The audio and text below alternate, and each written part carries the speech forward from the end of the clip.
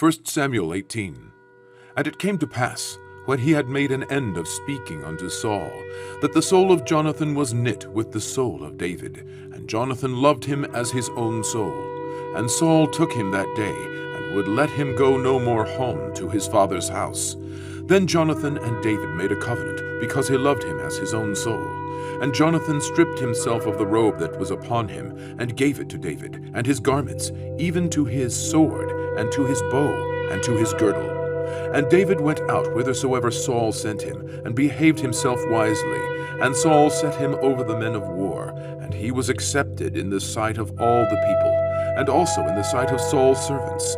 And it came to pass, as they came, when David was returned from the slaughter of the Philistine, that the women came out of all cities of Israel, singing and dancing, to meet King Saul, with tabrets, with joy, and with instruments of music. And the women answered one another as they played, and said, Saul hath slain his thousands, and David his 10,000s. And Saul was very wroth, and the saying displeased him. And he said, They have ascribed unto David 10,000s, and to me they have ascribed but thousands. And what can he have more but the kingdom? And Saul eyed David from that day and forward. And it came to pass on the morrow, that the evil spirit from God came upon Saul, and he prophesied in the midst of the house.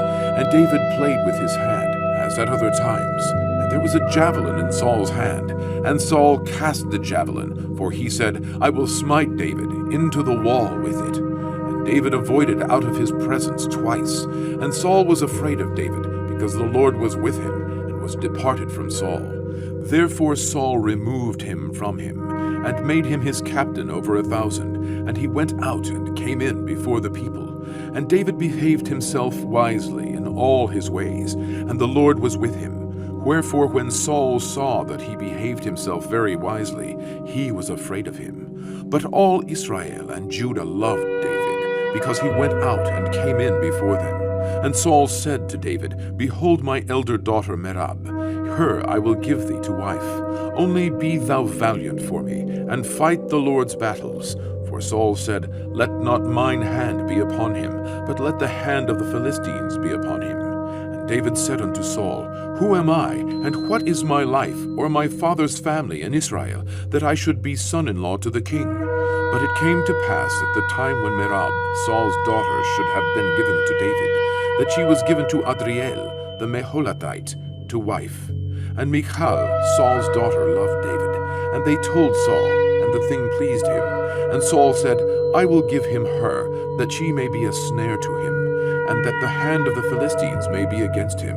Wherefore Saul said to David, Thou shalt this day be my son-in-law, in the one of the twain. And Saul commanded his servants, saying, Commune with David secretly, and say, Behold, the king hath delight in thee, and all his servants love thee.